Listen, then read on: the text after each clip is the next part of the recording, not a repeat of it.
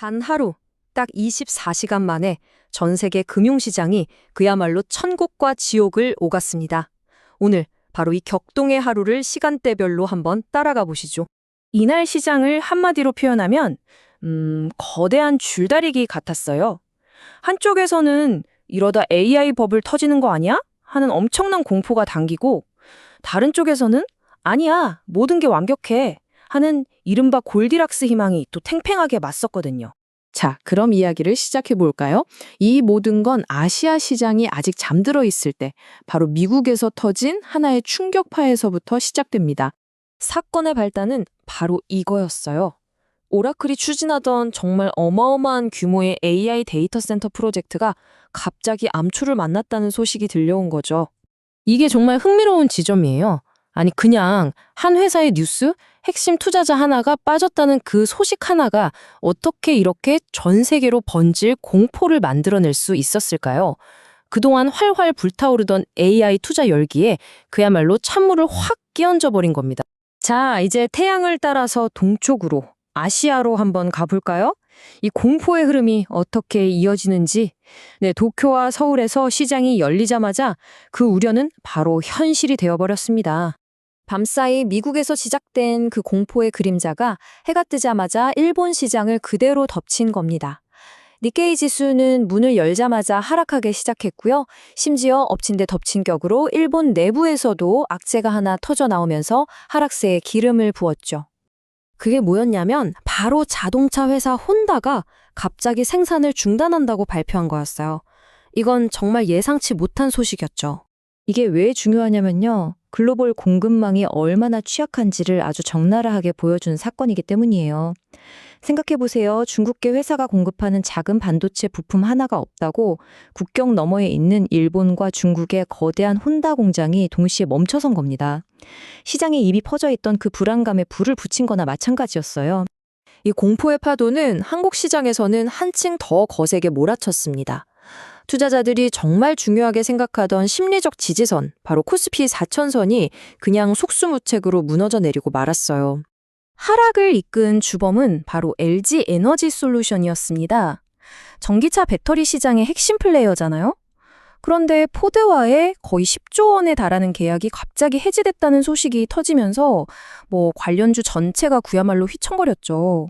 그런데 말이죠. 바로 옆에 있는 일본과 한국이 이렇게 공포에 떨고 있을 때 중국에서는 완전히 다른 세상이 펼쳐지고 있었습니다.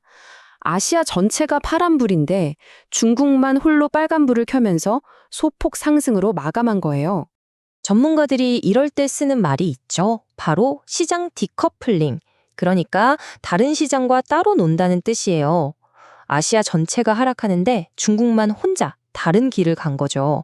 여기에는 강력한 정부의 지원 정책도 있었고요.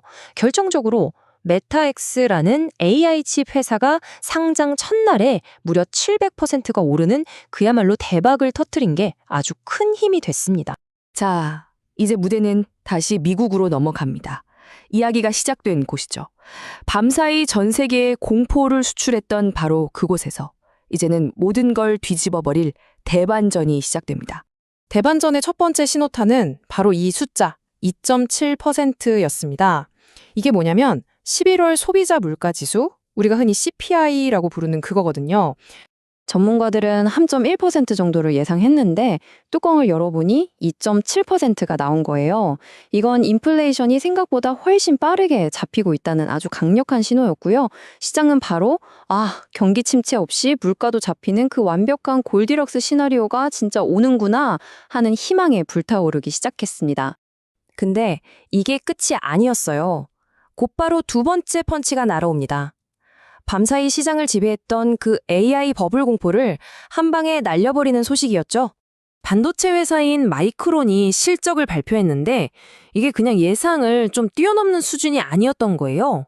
폭발적인 AI 수요 때문에 우리 2025년 첨단 메모리 물량 벌써 다 팔렸습니다. 이렇게 선언해버린 겁니다. 이건 AI가 버블이 아니라 진짜 붐이라는 걸 말 그대로 실적으로 그냥 증명해버린 거죠. 한 시장 분석가의 말이 딱 맞아요. 오라클 쇼크는 긍정적인 인플레이션과 실적 뉴스라는 거대한 파도에 완전히 씻겨 나갔다. 정말 이 원투펀치의 시장 분위기는 180도 바뀌어버렸습니다. 공포는 순식간에 희망으로 변했죠. 자, 이렇게 공포, 디커플링, 그리고 대반전으로 가득했던 24시간이 흘렀습니다. 그럼 과연 최종 성적표는 어떻게 나왔을까요? 결과는 보시는 것처럼 정말 극명하게 갈렸습니다. 아침 일찍 AI 공포를 맞았던 아시아 시장은 그 충격에서 벗어나지 못하고 결국 파란불로 마감했고요. 반면에 오후에 골디락스 희망이라는 강력한 엔진을 단 미국 시장은 보란듯이 빨강불을 켜며 강하게 상승 마감했죠. 결국 이 하루가 우리에게 보여주는 건 명확합니다. 시장의 내러티브, 그러니까 분위기라는 게 얼마나 순식간에 바뀔 수 있는지, 그리고 지구 반대편에서 일어난 일이 어떻게 시차를 두고 도미노처럼 영향을 미치는지를 정말 생생하게 보여준 하루였어요. 그래서 마지막으로 이런 질문을 던지게 됩니다.